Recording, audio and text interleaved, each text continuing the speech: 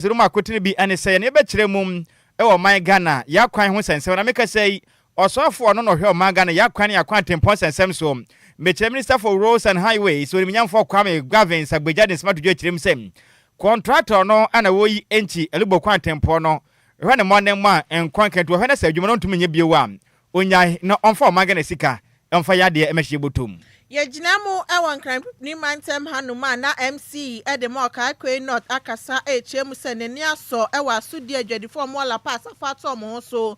metwe mo ho akwachi se ne ebeye ye traffic ahodo esi ewo kwan ne so no eso ebetimi ate ye bebo de agura mo ho masuam de ameka sei kwankyerefo pani ono do man Ghana ho masuanom ode nsem ne afutuo kokobɔ de aka ho de ama man Ghana akyerɛkyerɛfo ahwɛso ana afenso eyem vigilators ahodo ne mmofra wodem kwakwatwe yankopɔ ya atoma wasi sonhwe a ehye ase yankopɔ ya atoma ekina da no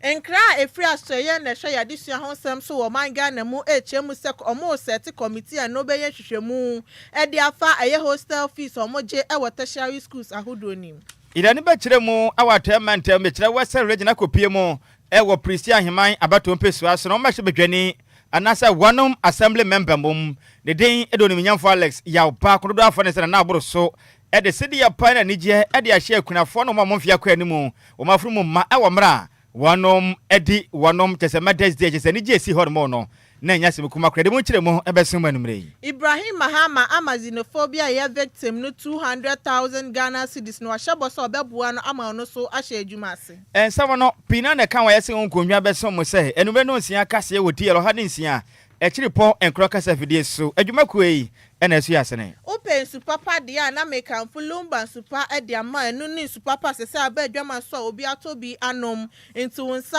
enya kabidi afrempenifo ewo 0549 889 685 and 0549 436 616 akenkafo yese nkonwa ebeso manimre no edi ameji so ya wofa osi ade ya odi one at Nhyiraba Kwadwo Sammy bi ma hoteden ene bantwere bonana otafrija mene mo fa seba Adjoa Agyei Sikapa ye dan ye ho ye ba ye de kasebo no enchiri mankasa beso mo na sana mo fra se rose gold usi di ye kasebo no eye de ba dia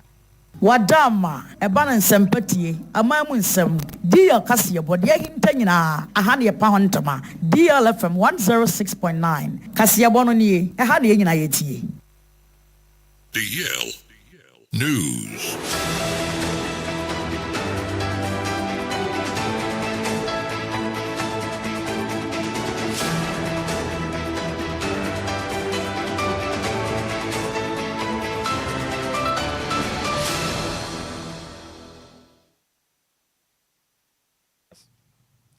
Yamamo akwaba tumirika ne hia yen ewo Facebook eye DLFM 106.9 NFC YouTube ni yemfa kasebo no enchiremu ensamo ye hye kasebo na se e de afiri osofo no ena ohwe oman Ghana ya kwan ena ye kwan tempon samso no nyamfo Kwame Gavin Agbeja odekokobo e de ama contractor no ana wotwa enji ekopim elubo kwan tempon no na wotirem sese animanim yada wohwe contractor womode eye dwumade hye ne nsa no eka Ghana Mampeni Big Push Initiative for the buyer odebua omen yakwan hodo a asesei sebe baba na akwan hodo a ene nam so ne makon ka dia mayen oniminyamfo kirem se contractor no dwumadi a wodie no enya de kon kanen chese kwan no oye ne lakadaseka kokwasa sam chese dwumadi a wodie no nyakura ne senti osranada oma ne homere so o decide to dwamra okonsa hodwumadi a okwan tempon so wona bradan kotonima bosme taso dumienu ewo mfempim ne dunu eye ensiemu no oniminyamfo ekirem se eya ne yapa na ohwe na muntu a contractor kwan ofa so ya adwuma na tese wato no bo ase bokose na nanom na ntia asachechede onkona nim da Top Engineering International Limited tese adwuma a wodie no enya kura ntia basra na da se kwan no wonya biewa we manso nim onfa o man Ghana esika yatuama no onfa ya de mehye botom na kirenye din oniminyamfo kirem se no Ghana tuasika botene 80.2 million Ghana cedis sikari mu dopam na sanya no mpode ankane contract ne ko beje afiri se fi sabe ye ntumi ntabiri kwantempon fanhye onsem na ye kwan na ena anam ha e kira anam ha omoko site mpo oni kwan ne so ye nim ba bi se mpo one ne fidie ne nyina wo to kirem se e kwan hwere se ntumi nye biewa omamaden fi sika emfa ya de mren o kirem asese no Senya Chief Executive Officer Ede ma Ghana Highway Authority pan watunufua na kende contract no ko beje free nsem no kirema se waje free nsem se ekew yesika akoka pepa wetu no ebeye dense yense beka je se wonya bi wadisika no enu nti na ma aban akonsida nanso no sra na da o ma na ho nya ha na kwan no onya ne tentem so ente so beje free nsem o kirema yakopɔ ya atoma na watwe mu o mapie mu o ma ne ho made no mapie mu wo Ghana Highway Authority mpenifu akache na watwe mu no machirechim de nti akwantempɔn ba kopɛ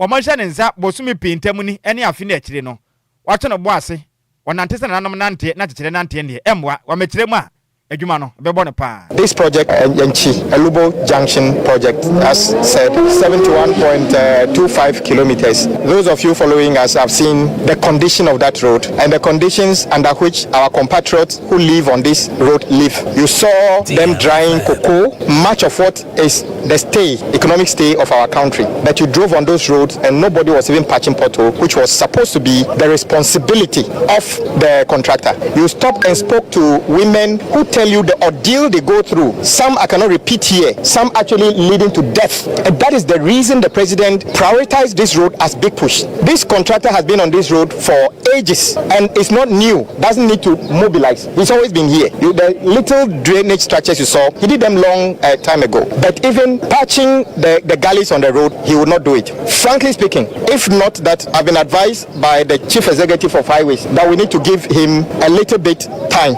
And also, if not because of the fact that we paid this contractor 80.2 million Ghana cedi mobilization. In the past, government stopped paying mobilization simply because of something like this. If not because we paid 80.2, I would have terminated their contract right now. But if I terminate, the process of recovering this money becomes another matter. So I listened to the chief executive of highways, but the only reason I'm not terminating right now is because they have 80.2 million of our money in their pocket, and retrieving that money will be difficult. We are totally disappointed. In fact, this is one of the worst situations we've seen since we started monitoring Big Push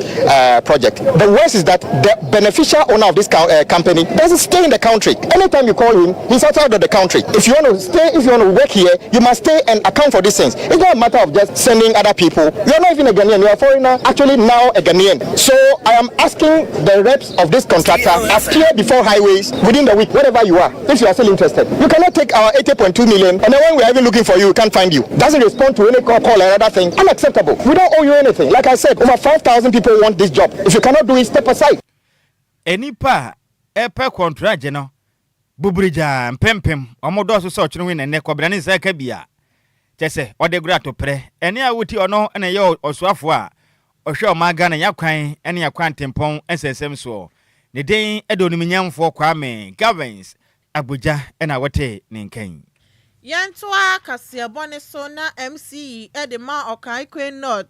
Eye Christian Tete Baja akasa HM se nani asopa ewa sudi adwadifo amwala pass afa to amu so se eye nanso amudi ama wom so mu free eye pavement ne so no mo so agi atum so mbetimi every so na yade a exercise so yo mo yese ne be ya traffic ahodo esi ne nipa omobo peso ewo ye pavement ne so adwadifo ne timi wo pavement ne so anache setimemfo ne so mo twam no na mo ne nam kwan ne ho saa na ka bobo bi na accident nso esi no nam so nti ana mo ma adwadifo no eye nanso so mo free eye pavement ne so se ne be ya traffic no eso ebetimi ate ewo ho na yade adwadifo no so ebekasa ye HM so magye atumu on be free pavement ne so se ne ebe ya MCE fo nso dwumadi o mobile bedi no bibia ebetimi akosie ede amawom na san nanso yo mudi betu dwa HM so mobile bedi o mudwuma na yade Greater Accra Regional Coordinating Council ene Accra Metropolitan Assembly ene Okake North eye Municipal Assembly fo no mokabo mu ana o mudi sa dwumadi we e basa ne ebe ye betimi so aboa wom na eye traffic ahodo ni nipa bo peso ewo pavement ne so ewala pass no eso ebetimi ati no mo schedule for ni sun cry so betimi akọ edwa hodo ebemben wom o betimi akọ achimata market kise mana na asa beka no betimi akọ akodi omudwume san so mo so bua se ne be ya 24-hour market ne so betimi akọ so dia ma edwadifo a omo wala pass. Reiterate our position that the promise we made to the regional minister and the mayor that we have given La Paz traders some ultimatum of 7 days to vacate the median of the highway and also push their wares backwards so pedestrians can have free walkway and the cars can also move freely. This morning and this evening that we came, they have listened to us and they have all moved back, which we are happy about. They themselves are also happy. Today I can say confidently at La Paz, pedestrians are moving freely and cars are moving also freely to pick passengers to their final destination. I want to thank you all for supporting our cause at La Paz, and also we will place our task force on 24/7 on the main median so that anybody who again will come back, our task force will clear them and will make sure that the place is free until December. I want to thank you for coming and I'm grateful. Taking them entirely within a short space of time may cause some economic difficulties for them. So as an assembly, we said, okay, if for the purposes of clearing them from there Monday to Thursday, they shouldn't set on the pavement. But when it gets into the weekend, which is a market day for almost all the traders here, we will allow them some space to sell on that place. Then when it gets to Monday, they all move back so they can make some ends meet and also care for their families. DLFM. Thank you so much. Eni ya uti ye Christian Tete Bajono ana ye MC edema okai kwe not. Yantu akasiebo no so na yenyina mu ewa disua ensensemu. Na meka kire kwankyerefo pani ono ena wote o man Ghana. Nyahumesua no ede kokobo ede abo akyerɛkyerɛfoɔ mpanimfoɔ nso ma hwɛ enso hwɛ ne kyerɛkyerɛ mɛkyerɛ vigilators ɛna afi nso mpirifɔm de da schools ano ɔbɛsrɛ mu ada nyankopɔ yɛ adoma ɛkyena ɛyɛ wuku ada West African Senior High Certificate Examination wasi nso hwɛ no ɛbɛhyɛ aseɛ ɛtam bɛsrɛ mu ada pa mani na hɔ sɛ krodom no mani na hɔ papa efisɛ wa ɔbɛyɛ mfomsoɔ na bɛkyerɛ bɔfra bi kwan ɛfa so wi anso hwɛ twere mu no ɔmakyɛwa Oman Ghana mutena ebe ya soposo efise sabe se ye de nwomasua e kira bofra ne daache kwan ye omfa so mebo bra power man na a school a chekirefo mpanimfo invigilators ene ma mo hwe nso hwe twere so ene mofra no mo wi nso hwe ne saade a na school na mokọ no eso mfa so ne sen ye pa kirem se sa na muntu a chekirefo ni bitu ene a chekirefo mpanimfo deda schools ahodo ano a edu nso hwe twere so a na kyerese mo de mpa na mo ye mo de nso hwe ne twere ho mra na to ba bi kram na mo bo apo e de ma mo franchise mu nufu achi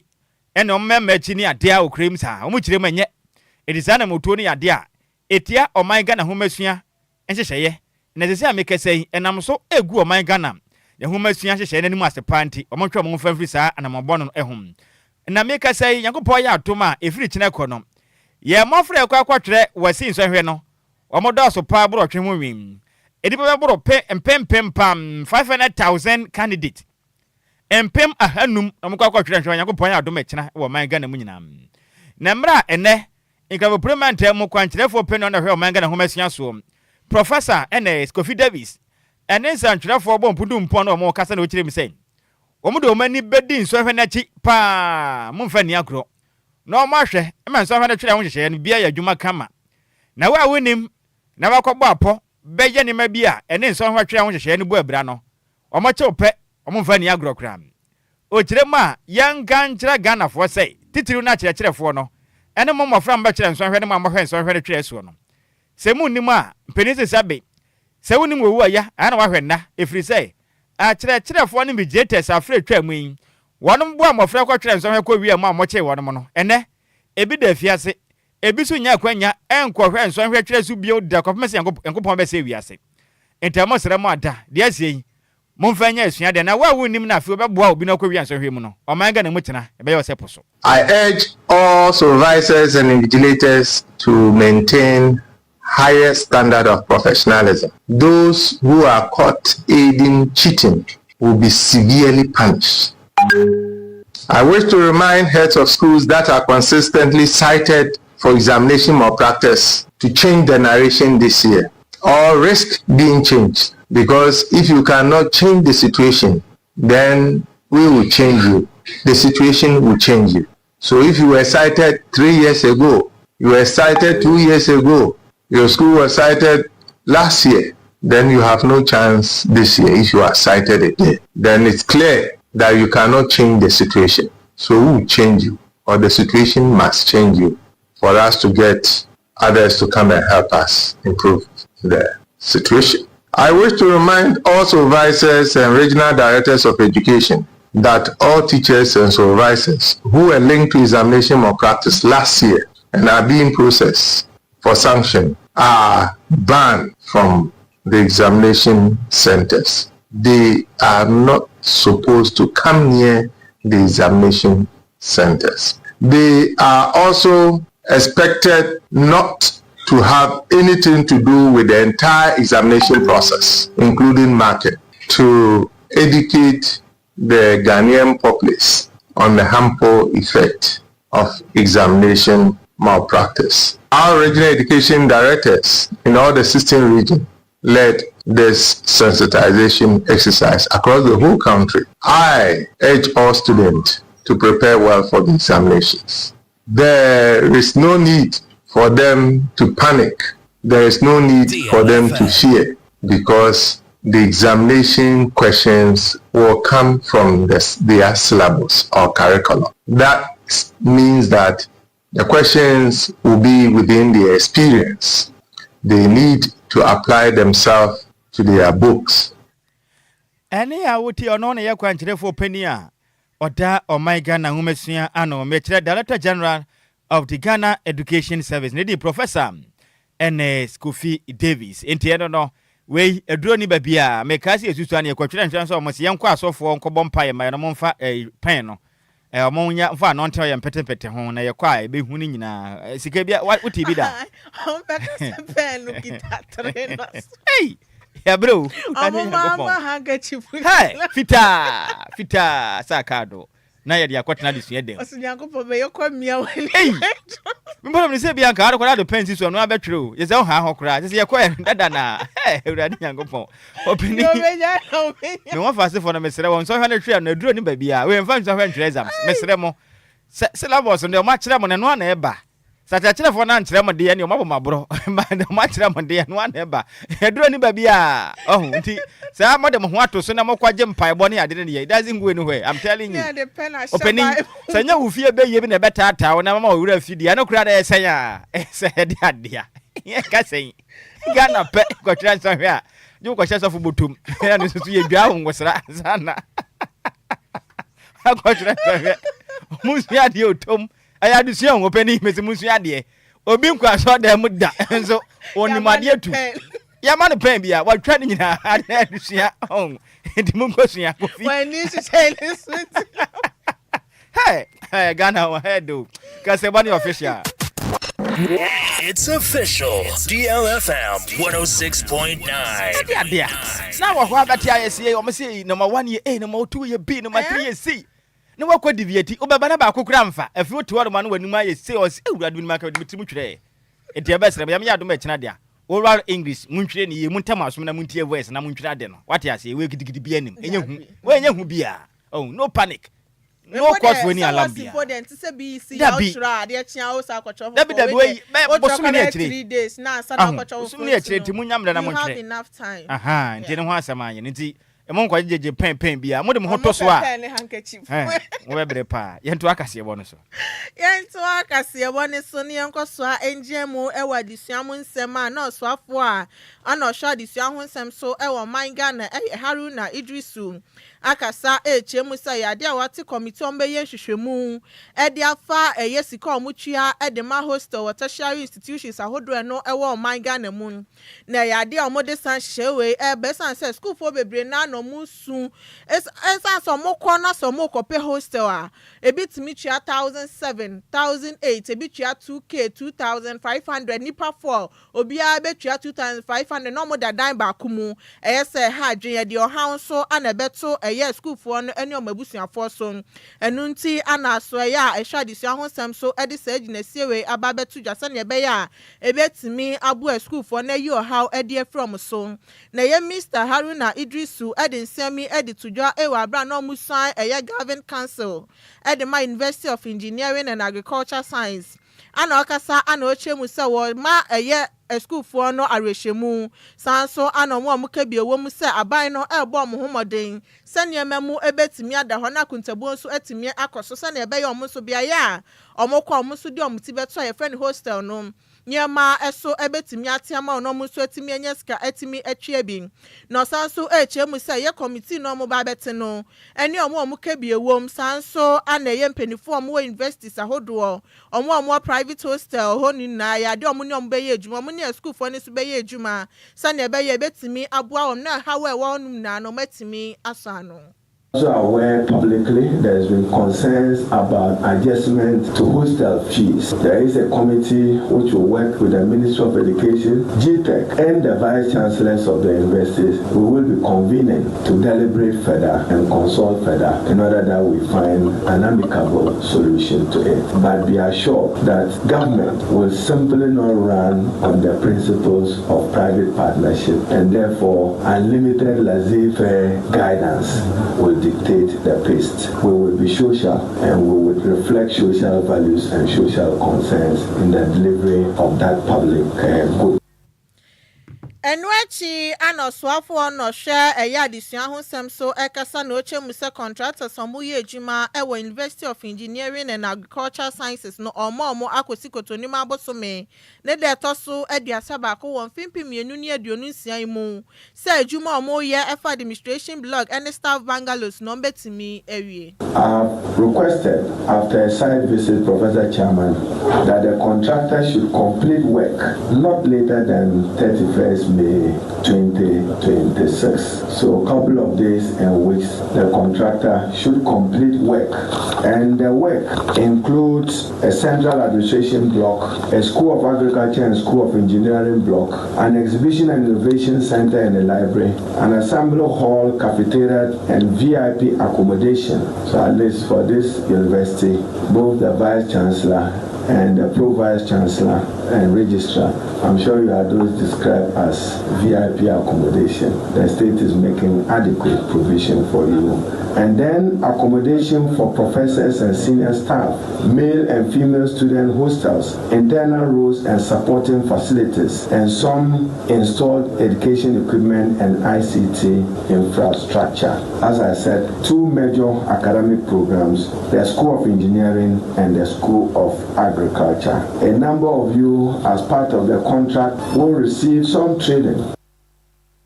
Eni ya uti ye eyo swafo na hwa disua ho sem so ewo man Ghana mu eye Haruna Idrisu. Yanto akasebo no so na yamfi ya ni kire mo man Ghana. Ya te mantem nim na nsem no ebi firi no ba pam. Na adehya wonom ewo heman electoral area ewo Prisia Huni Valley mensenim awate mantem omani age papa na ni je omani age ni nyina ne sei.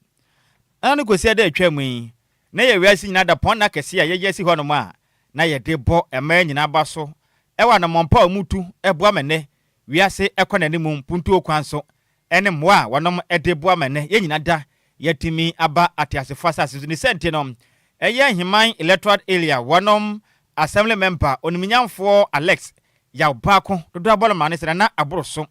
abodo homoden ayadoye soronko ede ama ema wonom mfie akwa ni mu pam ebinim so eye ekunafo mameka sei wonom ani age papa na dwumade otodwa no etodwa ewo huni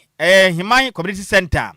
ene ema ya mfie akwa ni mu pi na bepie mu a na nya adewa kra je se dom ne ba yankasa je se otumu se obi wo ho ba mpo no ne nante mu kra den abusua na wo wa ne nkakra mu kitapoma ede ne ba yem na mo amonsa ka chede no ekire mu sei na aboro so de in fact oye brutal pam na chade a oniminyamfo Alex ya oba ko de cheye no ebi eyemo ene a bottle of cooking oil anwai bebre ana efeso nkokwa wono mani kan mu huye we nya modie ni bia we ye sekutu se bibam papa ni bia otema wonom no oniminyamfo Alex ya oba ko ekire mu sei opese oboa na wono mu ni kamafo omam via kwani mene enipa ne nsa kyerɛkyerɛ mo so we abayifo omani ma ye kam abayifo no na kyerɛ sɛ ekwam na ekru no ma o kyerɛ mo opese oboa na nipa bia na tetene mo nye no ono so ofili fam na nigye etumi ebafiem na omam nsa ka kyerɛ ne bia kyerɛ mu sɛ na aboro so na motu a watuen eyade aso ani ye papa na omam nso da sɛ ne wo mo so betumi nsa ka sɛ de yɛte sa na dwuma de ne kwaso no na aboro so ankasa emo no de nkokọ emo ne anwa chicheche nipa wa mo emfia kwa ne mu pi bi ba ye je se ne mfihia aduoson aduowotwe aduokron ha ene ne moroye no na afin so akuafo de ne ma chicha wa mo no kire mu se odwina akuafo papa akunafo no odwira mo ho pam ene wa chinso nipa wa ma setere mu ye den ohia nami aka wo no sesabe tese ohia ahwe agbokototo anyapada so no obo wa mo pa we nya de dikan afi biadu a woye ne senti na afi we nso wadi dwumadi eso nkwa tesa na abro so kirem se obesere se wonma mo mfia kwa animu no menya mo mu beye o ma yetimu no abrewa kutuo ne beye se no obi ya brande a onya bayifo nanso nanti woni bitupa ema ya nketuo ni bitupa nanso obi nyini no ya abrewa kakra ese beye se na kwakoto bayifo camp ha adwen inte o kirem a mo manyemfa buo ena ni die emeya maame nom ene ya maame mmerewafo no fi se o ma ye bi pam na abro so kirem se enkokọ chicheche abatan ne ahwefo no ne nyina ne sei opese obo bi horoma nkokọ ni mpo no onku no nwe obenya na nkokọ na tumi ato obenya kosua ton obesenya nkokọ pi na ja wasenya sika e de ahwefie na abro so adodo afra ne sei onabo Alex Yabako ekirem sei ene moto a watuei opese obo pa na ma ne makọ nka de ma mpam osan so de kokobo e de maga na mebu ne sei titiro ne ma ya no osra mo ada se wo fa afro omra nyinse ne wo mpa menkoyi ntungu obi horoma na mpuna bi ahye ne nyem o hye ne nyem pe o se momedin meni sika meni dan aba akwatenem tubo medin pe medwane na abaya ne so ahopopo nti ekokoyigu na wakotu abofa na to agu wunu abofa ne daache o kirem asa na mutuo no munya mo nya bia woda wunu obi fa afuro na wo eye prisia honiva ne potem dia na wuntum hwa abofa ne fa koma no ono kasa ba hwa abofa na bor ho ka akofim sa abofa ne benyini se be ya daache Ghana ebekọ nanim akra we kan se me dam mama wase ye ni pa nyina na obenya nyo mo be fra man for se na de nka mo be de yedi ebi wo conference o ba jimbo na de emma ona sa fi ya me ya mo mo nti me aso so me do mo ase ya ho ko nshira yi na tembi ya so mo mpa ma me na me nya bi na me ye ne sa ese na video yo go se ya ko na ya ntoma o se mo ne ya diable nti kakra bo timaga che do so fo akra me kan se e ba o bio bio eso bo maja so betete o se afana opportunity twene no wonni mi dachi e blo be de abobo se me me jira na se wo na to mi twene ya be to me adewo ti masre po anse mi anu abaya fo o na wonni du kura na bo maja se o be ble wati ti akwa to mbe se me ka kira mi anu ne me mlante ne se o ma menyini like since I be ifo a wo ablante ne ko na wo be ifo o se wanya afutu papa na wanya asumifie na ma hwa wa bla ba wo bo na wa nyini agoto maame a wo abrante na kase na wo ye bayifo na ho asamanya ne kura pa ene ye wo abrante na wa ena we ye bayifo no ene ya woti ye ayi assembly man ana assembly member edema o my Ghana adehia wanom ewo prisia heman abato mpesua so ne den hi de oniminyamfo Alex yaw bako dodo amado brane say nana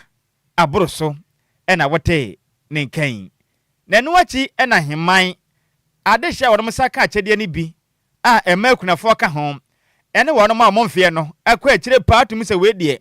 o ma papa akire ne sa ebi mfie kura kobe ye mfinhie be ye aduoson enkron ne adeam omu chemso monaje papa se ne oniminyamfo Alex Yabako atimi aya wonom adoye kese ente sa nani aje pa nto do match papa wana mutu anana etimi atwen ebiri wu kirem sei sa achade omunsa kan ebo omo pa nya nana enka sa Mother's Day enka omantumi amfiri amfam omante that day sei ne de ombedi mpo ebi ne ho na so na ka wono mode a yakopon okonhira so nhira ne pam Mame Agnes Komsen wadi finhia be ye aduoson kron 79 years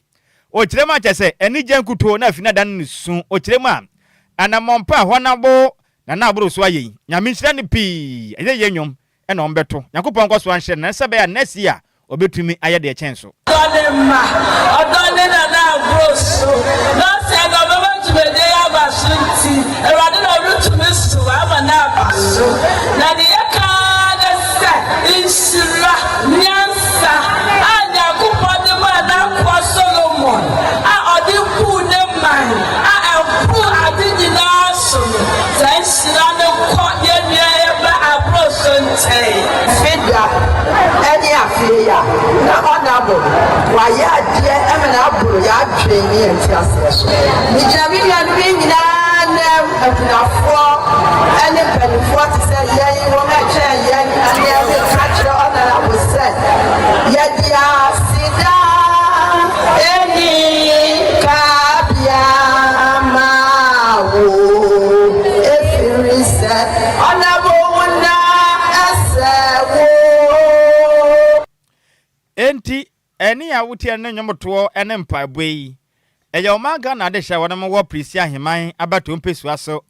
ena wonom de na sepesi mu oden edema oniminyamfo Alex ya baako dodo aboro ma se na aboro so e wa doye kese a oye wonom anano kosi ada etwa mimra na wiase nyina ebo ema abaso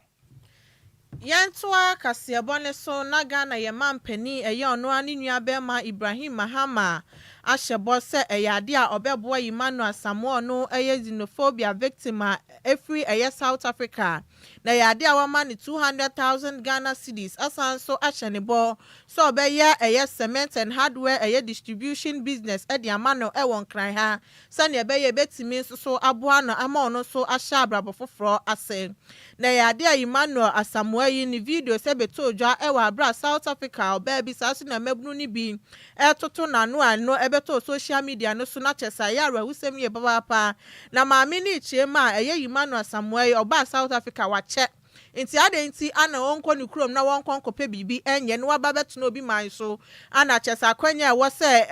omo wo man so na enya no no so e ba be pebi nti wa che omomode aso betimi aba oman Ghana mu ene Ghana ye Ministry of Foreign Affairs a eye Foreign Affairs Minister Samuel Kwadwo Blakwa ana da no eboa ye ema Mr. Emmanuel Samoa etimi eba oman Ghana mu bio na eyade a Ibrahim Mahama ejina mu so obeboa ne sikasemu sane ebe no so betimi agina ne naso na ma na kwanya no no so no etimi aye edwuma sanse oman Ghana na yeye na ye de anti wo hwa na wo man foforo so na se emboa wa betimi aba na so no waba abeye edwuma. He's a lucky boy. Just go and take the cement, sell it. He gets his money, he pays the cement back. He sells 1 million Ghana cedis. He makes 100,000 or he makes even 70,000. It's better than going to seek any employment in any country. That was after total being 1,800. When we did the calculation a month, it was earning like 1,700 to 1,800. Because he earned 3,500. 1,800 cedis. Conversing the rest, a month. He was doing nails. Nails. The company how to handle now nails for her. Who the new barber shop for handle? Who bear 5,000. Now to diploma award do tata. DLFM. Who are Ghanaian? On one. Oba. On also then no or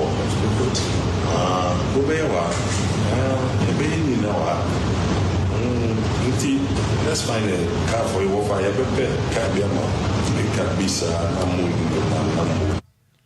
Eniya uti ye Mr. Ibrahim Mahama. Yan to akasiebo no so eni yemfe ani mfankyere o my Ghana. Ya sante mantemu na make say ohene proper no ene wada a Greek enzema ano ye nana enkansa buatu aye buafo asante mantemu watu anamu bia na mona watu no emu de pasa no manama ene akene ho pound papa de na dia enya semkuma mika sai okiremu a wabɔ no ho moden de tipa tracks kasa kesie yi bi pode etu baako ena afi buses mienu edema enzema traditional council se monye ewroma no de ne finhia asante hene edi ne finhia da na etoso aduoson ensia ewo asante mantemu na kirem se anamompa a wotuo no opese woboa na matren konwa wanom ehya nase a mo nyina wa asante mantemu ene asante hene otumfo se ditu otoso mienu ama na kwanya ene ono soso som o asante mamu no ni sopa ni send na edi ne finhia da te sa de am oye wei ede aboa ahemfo hye nase na omo de ayadwuma na obi ansa kona no empundudwuma hodowo omo so wo mpesua so a muntumi nye no omo modom nya bi na wodom mfanya na mo ne mpududwuma entumi nkoso ewa akrek enzemen no wo asante mantemu emro mbo dwa data na nkansa boadu ayeboafo ekirem sei ana moto awotu no opesa ne staff chiefs an information ase nyina omo agrek inzemana na matren konwa no obi adiye sabe baakufo didi a krom nya de entiaba ne se ha adwen okirem a se baakufo didi a wonkwa na akwa na bia so ne santi oye we di aboa na onka se me na me yo hene nti se sika wo fie bibia ya kama me kuto me se sambo mbo se sa ba yenu afiri sa betofom wase se nwura nyina fu anabo nyanya ne sa kra enti oboa ma ahemfo nketo no so afidi afam se be boa na obi nkozisi obi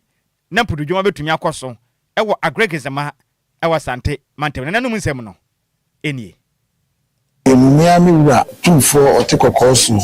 na o se tutu abebio enye wono nti akamontia nti me dia seda kese pa emana sana me bibia ma me mpemfo me kuma ni nyina na ubisa me se ebi enti na me ye saa die ya em se ewiase ensa nyina enyepe ene nipa onkwa mpemfo bi se onkwa udidi a se onkwa uja onan dia me kanyina de se ese sebe udidi a uma onua bi sudi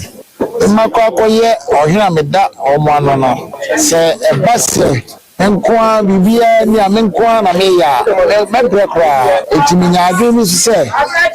se bo me mpanimfo mahema fo ne mehenkwafo a omuso eyeyi na bibi ni na ye kwa emeso tra no omuso asotire enti ena ma me ye saade se be ya obia ho be ha no na obia nkoye basabasa bia se resense maye epene ede obi kaye twetwe a enye saade am ye ede ma omo se be ya obia ho be ha no na bibi si a meni wokra na ye ma me frem se na obia ehia we omo so betimi abo bi yade a kama kuma ma me ye no nyankopon na ye bibia nyame amakwan a bibia wo ye bia enye yi enti nyame ma ho odin enye mitumi nyame ena beka ye menye ntroso enu se nyame adawo ma sebe se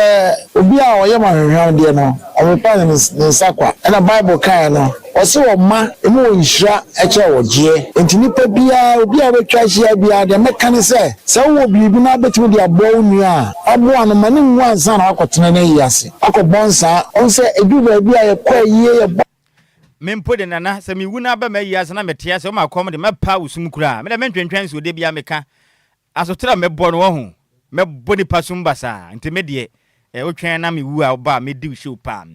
eni a oto na ya hene papa de man de sha wode mo agrek inzema wa santimantemo nana nkansa buadu ayeboafo na wote ne nkan nana wachi na oba ahema de ma agrek inzema aye nana Adjoa techiwa nani ajepa okirema ne nana nkansa buadu ayeboafo on the bone din a pound say o mede hene e wa agrek inzema nanso sa sante hene anta akira enkan maso oda sante hene ase o sadna se piesie pam ema nana nkansa buadu ayeboafo pa sa ne ma watu no ebeboa wo nyina o chemta nana ba ye onfa ne sika nto ka daka yi onfa ne sika nto obi da ono nkuto dabia nana nko na to ka sa to ama na to enti nana anamapa wotu ne ade ebeboa enti ahyanya wo monsa kan o kirema ahemfo no bia fa de anya de pa ompani po betum de dwuma kama ahwese ye ne aboase be ya ehye ne nkwasai na mfaso de a nana epe ene mpuntu a wopede ma ade hyemo agrekesema no wo mo ensa betumi aka na boa na wo nyina abrabo etimi asesa de ye kumi pare asedan ye de merade Agyei Sikapa abu ye ti ase se ebetumi abasa enso de na mepen woye na me ahye ye no mama na ahye ye no wam so kokora se ni padumi emu wetumi atwa nyina de akyeye ayasida e de mename ayasida ye de manana na ya de na demudi kaka ene se enipa twawo ene esienya adie bia de so na abotra wo ho bibia de so ka wa kuma to yam na wo mini bi enye se baba no na wo ka da bi se nipa amene nsem bebre na nya kuma owo mo ne nyame obeche wani wo efiri se na na wo se na me ne ba ya ba otu fo da wo ma ena betime bi na na ba ebi a me ka se wo mra no ena otu fo ka se da oyi ma afofa enka amasosa na maba ye wacha me ka be na ka bia mitimo na na de ma me nto kaida nto bi ja ni na de ma me etienne de waye na ebro so enna na mo fili afam pa ene a wote on na ye Queen Mada oba hima de ma agrikzema awa santement ne de nana Adjoa techiwa na mane boy yansam twere ne Barbara Kranten ene difri asantement mo ebesme yenyina we so ne yemo madwenkyere ne tew yenkenka bi emfanso mo ewo Facebook sabata mu pa bapa yenkenka kakra emfa ensumo ne me wo fa se piaga dia bam wo so hwe live edifri achem asafo meda se dia ka no menkan na me wo fa se Kofi Parliament dia ba no say when our politicians want power they talk as if they don't know the laws, but when we give them the power they come to tell us we have laws. Ehu omo petumi a azo mu nimra omo se kan wi a ana mo kire sensa na mra wo hwampa ana ne kunsu kodwokrom e de aba na o kire se Ghana mampanin dumso no nyade a I said the President Mahama Dumso has demonstrated that he totally me wafa se o se Dumso ne ade eguso ha adwen mesrew eya mokasa mo mani die ne obuomdam comfort meti de aba na wo se ncha kase enkoma ne lovely anchor Sammy B ene wonderful Sikapa nyame nchira ya pana dwumaden so nko a yebo edesum DLFM metiefo ene wo man Ghana o se ncha kase enkoma DLFM Callers Association ku members ne nyame nchira wo mo nyina me wafa se comfort meti wo nka che eya wo fa mo so ma homa no na momu obofo market say momu na wo fa se pimpini so na mfia de ano edi no edi adia ana na mo se man di mi what was about ni di fia that be day now di ne birthday I think that was yesterday mo so mama ndin yeah so want ya e bia what na dia semuni edi adia ye mi so ni mo me ba nya botre me ba nya do ye ne ye urade yankopon din kayammo ye me ba DL Power Sports e mo ade e jawom dead DL Power Sports on DLFM 106.9. Bola yenya ya ni hebi sa continue ni ko ti aye ni mo hwe na am santa ya man bola ate ko tia cha what you can see the ball and home yansa what you get crash player ba ku ko afa ko over body na le wo so na no chiwu enti sabot no e bi ni 7 ton ba kotoko e bi kotoko na 20 kura no am santa woni 7 masama mo ano ye ni o mo ye ba so mo anya di data bo ye nya o mo akumo ye na kumo ya ba yo mo no mo ye yo timuneza you beat them Presa Pesa Misaka Sante Misaka Sante Asante Misaka Sante what you want to Misaka Sante hey Borike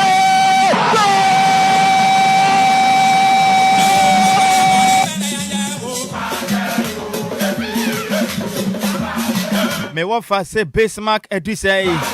ene de wase ne din wase sana ho say ye ne kobi o se e fa ne tilapia no edin na sesa ne Bismarck edu say bio emprempren edin agana fo de ama no waje atumo no eye na na owu ahene e champon kwaku bane asampon papa bi aha din papa ne de ne nyanwom to se sports to pa gru de mu nsem ne de obe fa ne la watena se yama na kwa ba ne pimpin se mfe pa openi na ti say ofanshaba nyame adom why headmaster pen machira de pen be me headmaster because me no pimpin se no in fact me hu bia che me feel afem pa asofudie no nso kakra wo oh sir na so for mo twi pimpin se on oh yes sir ana no so for ka chen se me chia no ha me pa dwumadie bi ne se kai di bishop elect oh okay apostle bishop elect yeni pa kuma on yes enti ama me ne nkasa ma ka kire me chia ne pa e ba kwa jengosra wate ya jengosra ne wi bibia be yedin atamfo ni nyina be so mtrase me de migusuji atamfo wo se migusuji pa ene ne homra ne omde bo wi denya ayo mi wo fa si wo fa me ka unye din puma me nka na me nyawo no omo $1 million dia it take my case no honor case de ya asembe ho na case ben dina adwoa mo bobo obodin ben me de me mantini ye sa okay mi se bia wote ye mantini ye ko meti din bi na wo fa me hu se wo fa de empeni se sebe ahune wo hwe se bi tin empeni anim aya na mo se yete empa ahune yete empa anim a bi nyira nti na me mpese me ka ho asempi na eja me nim se mere sem ye be ka ho nsem ma me nya na ye wadwuma na wo pon a yɛbɛtie si fam wate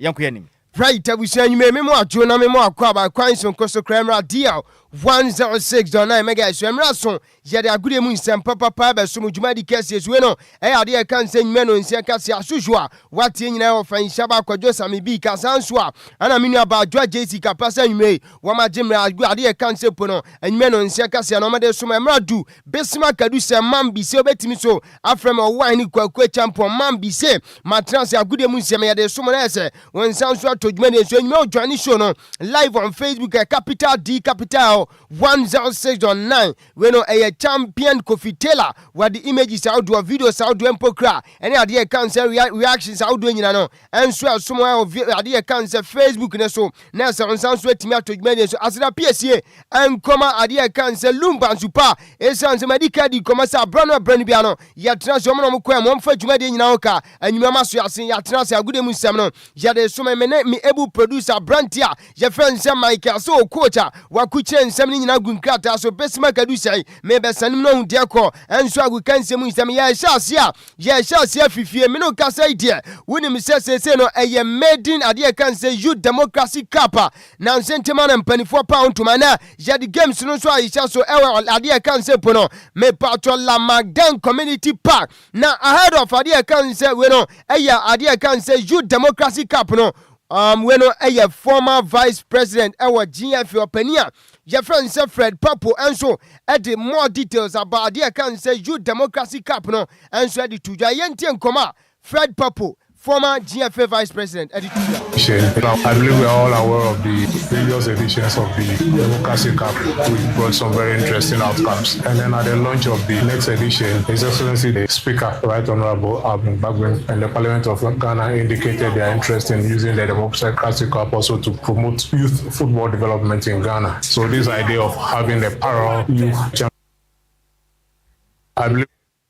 Henti way Fred Papo nkoma odia enso efa youth democracy cup and also asisa so our la Magdan community park ya den nkoma no dodo na so asumo dwumadi so to asu di nkoma se nei tournament na koso no scout dodo na so be bantimo afra na wan bayiro mo abo amade no wam so betimi anya opportunities miamia dodo na teams will be broken down into 4 groups. So every group would have 3 teams. So group A will be A1, A2, A3. So in each group it's an all play all. A1 will play A3, A1 will play A2, A2 will play A3. Then we'll get the winner of the group. I believe that's clear. So after we do the same for all the groups, and that will be played over Tuesday and Wednesday. That's when we play the preliminary matches. So at the end of it, the winners in each group, there'll be 4 winners. Way Fred Papo, former GFF Vice President of this Sankomo, and share some Jumadians na the BBBA, and so at me out down our Jumadi Cassius now and Sanso, out to Jumadians, so 12 shooting come on, and so I found one idea cancer, and here, sample Yadisa tournament change away. And so Abashisaso. So already at the retreat meet. It's an interesting exposure. I know there are quite a number of scouts who have indicated interest in the tournament. So they'll be here. As you saw already at the retreat meeting, there were some scouts from Sunderland FC, and there are a few others who will be coming over the course of the tournament to look at the players, scout them, and then if they see some very interesting talents, of course, they will enter into discussions with their clubs and the organizers to see how best to promote the progress of the players in football. Yeah, it's an interesting exposure. I know there are quite a number of scouts who have indicated interest in the way Fred Papo and also Nkoma Odia and so our youth democracy cup and toja and so our la Magdan community park ya den komano dodwana and so asumo Jumadians na sanso atimi ato Jumadians na no kasa idea 24th African Senior Athletics Championship no and so toja our Ghana in Kampumpuni Antemwa Akraweno the University of Ghana Sports Stadium na openi a friend Sebastian Coe and so World Athletic Adia Cancer President Wanamenoka say Okrumwa one also edin kuma akra enso efa tournament ana simple no championship chenchirencha toja Ghana hase From one meeting to another, resolving challenges, and that is what athletics is about. Organising events is never easy. I'm delighted to be here. Delighted that I spent all day yesterday with the African Council, where there were many discussions about how we maintain the sustainability and the strength and the global reach of African athletics, and particularly your outstanding athletes, and also the need for government support. And again, let me pay tribute to the government of Ghana for committing so strongly to the African Championships here. Political support is absolutely critical. Yes, you need sponsors. Yes, you need good organising committees, but none of that happens unless the leadership and the very... Way Agyei World Athletics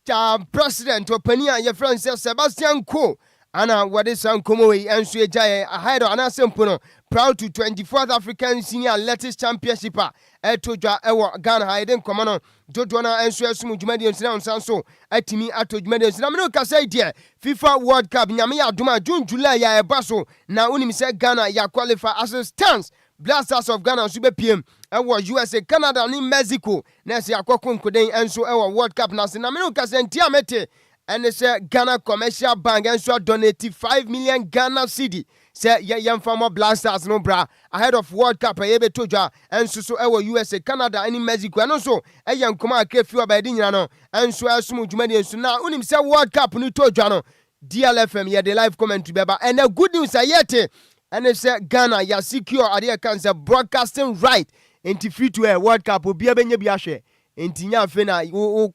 uko bibi akwato decoder ne dish bia we no eye free to air Ghana mpanifo enso atimi asecure dey cancer broadcasting writer me pato Ghana obi bia nso betimi enya bia hwe no so ya good news if you are by di nyina no enso asum dwumadi enso na bibi bia enso atimi akonka nyanya nkopon ya adoma da ochina big game no todwa ewa Accra Sports Stadium eye Derby United ene Tamale City we no eye Division 1 Middle League club we mienu do wini bia no enso ebepiem ewade kanse Ghana Premier League into ochina de empire nedwa enso ewade kanse mpono me patro Accra Sports Stadium din komono dodona enso esumo dwumadi enso na nansentema last week Sunday and I say Ghana under 20 yamano the Black Princesses of Ghana enso travel ko Kampala Uganda etimi ekoshe Uganda mine na simple wamukobo draw unim say nei first leg ni toja enso Accra Sports Stadium yabomaden ehye Uganda 2-1 and also yetimi ewini sa game no Sunday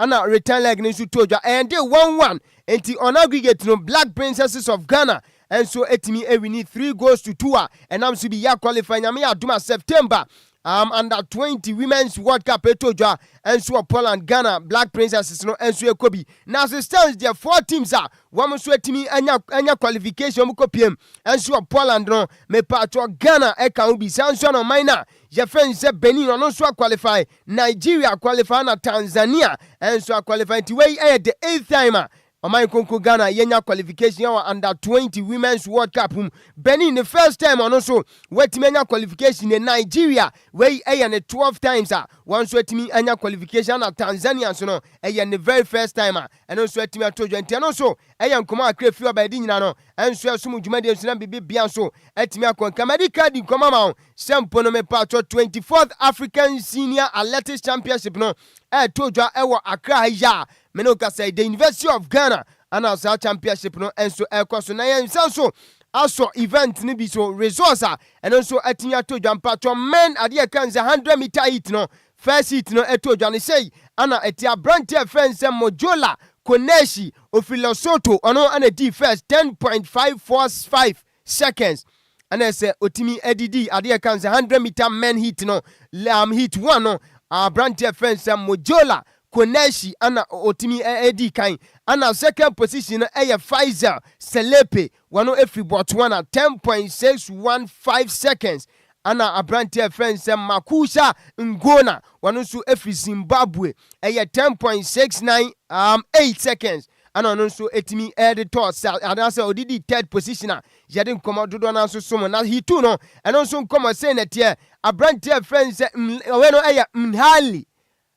Zotini ono efi South Africa 10.596 seconds ana odidi nkunim ana second position no ekoma brantia friends Madrid na weno Nayo Kosi ono at 10.751 ana third position no enso so eya brand defense Magano Nasep wano efri Namibia 10.875 seconds ana no so etimi adidi third position ewa de kan say second heat we no eya men 100 meters enti sprint no pa na say won komane ade so na heat 3 no say na me patro results no so yensa so etie Chuma Mthembe ono efi Zimbabwe 10.470 seconds ana eso didi first ana Kwabla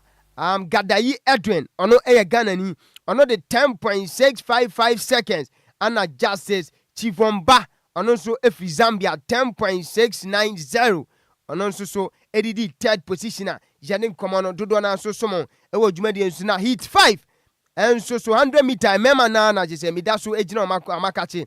wey eye Alowide Esime Emmanuel wofi Cameroon 10.280 seconds ana odidi first ana Paul Amwa Joseph Ghana athletics team no na captain wano edi second position 10.320 seconds ana Brante friends say Jed when eye JC Mandozi wano efi Botswana 10.420 seconds wadidi third position enti ano so eye 100 meter heat mema no afam ana yede san komano enso so asomo na 400 meter hurdles no first seat no enso etimi atodwa mema na kachia ana migusu gina mede nkomododo na so esomo Kamorara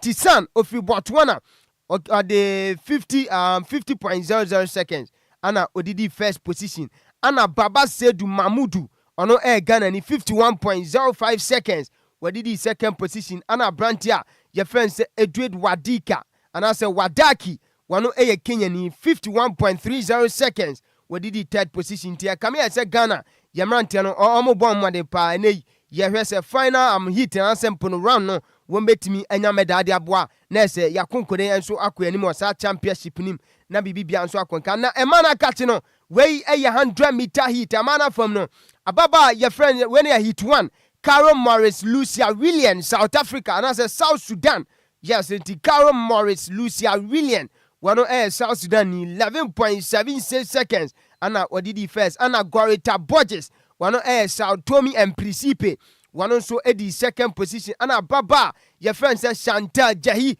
One Ivy Coast, Cote d'Ivoire. And also Eddie Adia Kansepono. Me patro third position where's I to no not dakwa Janet Ghana ni ensu mo no enya 7th positioner chese wono ontimi emfa nkoba bia ntia so eya results kakra ensa so ewo dwumadia eno so etoja ewo Ghana 24th African Senior Athletics Championship yade results do na enso ma an assistance ukopiem ewo table ne so medal table no say ana onkomote Kenya enso so etimi awini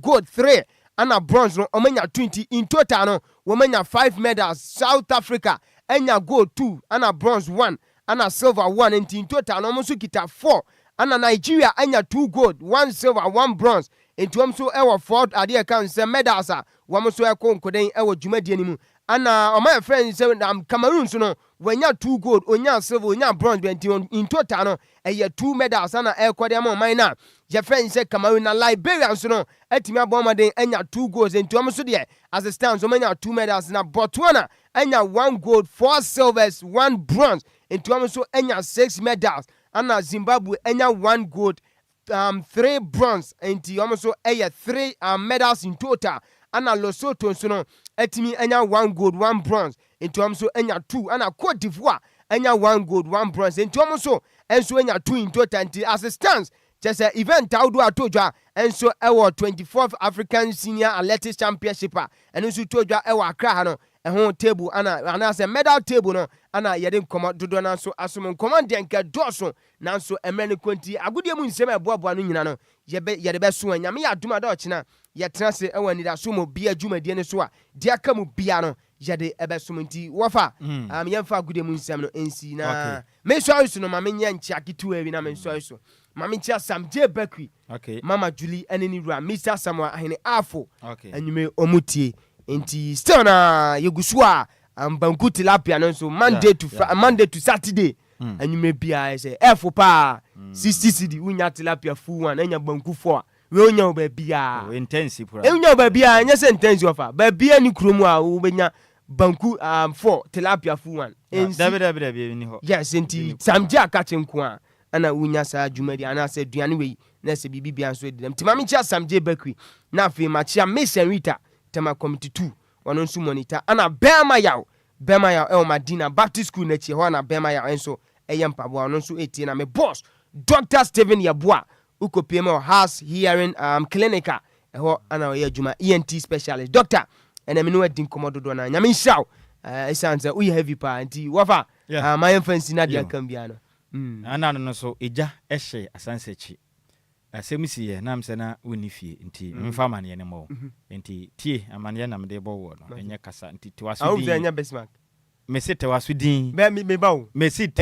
enye din Bismarck dabi tiwaso din enye din Bismarck mesi tiwaso na abete de o answer me question no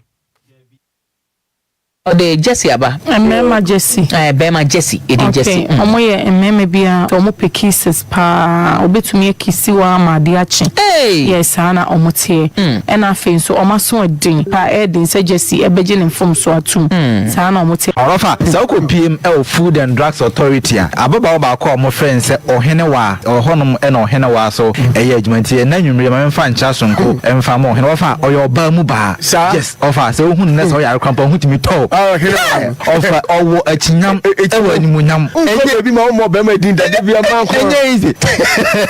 Ese abrabo pa ehonam akono. You have to be careful anya sa me de ni awon me kan bi ya me kan me no o hwe asie me kan no me no o ho kire wa na mani age pa yes indeed me no me feel FM yeah yes indeed I take delight in your downfall enti Jesse die no ebe tombo ase na mhyehyɛ ma no se ondu ma hyehyɛ tombo ase ahyehyɛ ma no nso kan semo okay Jesse afire waje mi adi na ofa una wani afi ya o ma bia wo yare ahu na hu timi to enya Jesse anka maintain pani se da ada nanim ni ewe emergency ade amate bi pen ene se ne kura mi hu bi da but yete se mpanifo ne ka se oba kokko de enya hwe kura munya light out a etumi madan mu hyiren ana eno pe ena mate just in common na odi na David Bible mu David oba na o yare o ko fa ne ba na damfo bi eye adwuma Food and Drugs yes Food and Drugs Authority na gen hu na se de wote na nkasa no o wachinyam san so wotonyam on gato na wote animonyam opening masa nyabote o dabi ma voice ne nkyerɛ o enie pa edin se Jesse ebeje ne mfom so atum sa na omo tie Orofa sa ukopiem Food and Drugs Authority ababa ba ko omo friend se ohene wa ohonum ena ohene wa so eye adwumantie na nwumre ma mfa ncha sonko emfa mo ohene wafa oyo ba mu ba yes ofa se ohun ne so yare krampa hutimi to ofa owo achinyam ewa nimunyam enye bi ma mo be ma din da bia man ko enye easy opening yakasa achinyam a ade na yachinyam ubi ba metibo me nya bofra o manyini pa na metifia no se mu ni ma me ka no kra che Adjoa achinyam ye de achinyam oba achi eye ne to ade na chi ni na wona open hu ma menkyra wo animunyam eye nanim dua se de tie dabi me wo fa ase ebia wa hye I bear back bi show me your bag bi no hu se na chi me tron on se man bi wa wo sa bante wo nye wo sa bante ate wo no ebia hit ni ade adintino obi wa rushes but just because na can be say me you free but I say enoma mo say no we am friends we ka unka ho kra but I don't know why say utwitwa age no am friends we be see na am friends say say de yakọ moa what you say enti Jesse no you say obi o Jesse de otumi fi oba no be ya afi no nyae bona no say ya ade o kan want ya na agema me na me kan yempo Ode Jesse aba emema Jesse bema Jesse edi Jesse omo ye ememe bia omo pe kisses pa obetumi kisi wa ma de achi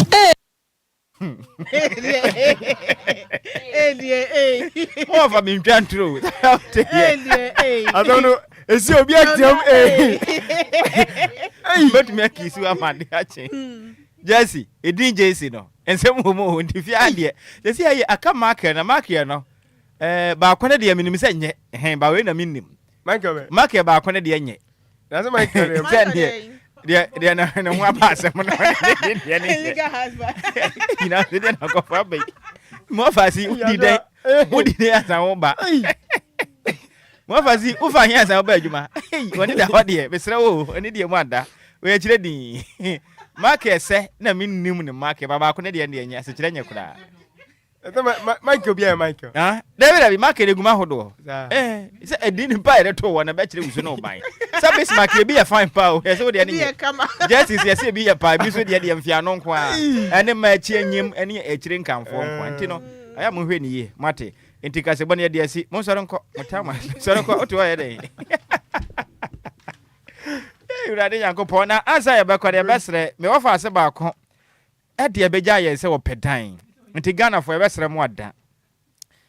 Ye pedine, or be the Abedine say, or pedine, a diner open, or per single room, self contained. And I saw the single room and porch in porch and ye come a bit to me and Adrian or Hodoma or Yoki. Into your best room, over Dana, what day hanyam. But Modiana Frahuma truthful, your best reward, your pen walla pass, Tabora, Alhaji, Chantain, Bafana, Star Junction, Potima with the bobble, so you ho, and your pet dino. My sent him your location, no, La Paz, Tabora, Alhaji, Chantain, Bafana, and if Star Junction, ho, and a pet dino, mum, she said that when your best reward that. It does all by your dinura. And now say, when you pub in a what diner what they rent. Yampa say, we agent dear. Udugu bye. Yampa any third person beer. Yanko pon come home. Inti Frahoma Truffrey, Nene, any panonin como 0593 500 901 0593 500 901. Me set him view 0593 500 901. Oped over there they have single room self contained. And a single room with porch and a single room with bathroom kwampuna wadema Mr. La Paz Tabora Laji a Chantain Bafana Star Junction ho nyina no wo fra ya bejo so na ya ba behwe dan no neja yetuma pa preche dia mo kasebone de se musemufo no ya miss mebelantwi ene se mu eman champion Taylor ansroja a young boy e de kupiem go Facebook na fi yitima kasebono wenya bi ehwe yem sounds na DJs gibi echinchim kasefre fuma de som ya numrei ya ma me ya de nyina ntia coast eboaye bomodin aboye ho ban fie ha no kama my molo support no sounds na market say enso prapre ma fie ha no ma na nya sem kuma kra kenkafo yem no e dia meje so ya wofa wasi ade ya odikan at Nhyiraba Kwadwo Sammy bi ma hotedin and the bantry bonana otafri jamene mo fa se ba Adjoa Agyei Sikapa yes also we DJ afiba and betena se ehu nyuma kopemese no ndu bebo no achi no dwumedi aka no DJs gibi ebeto as das mo munyina moniti a ade hye nyuma e bai si no wantemi ka biewa wo fa makrao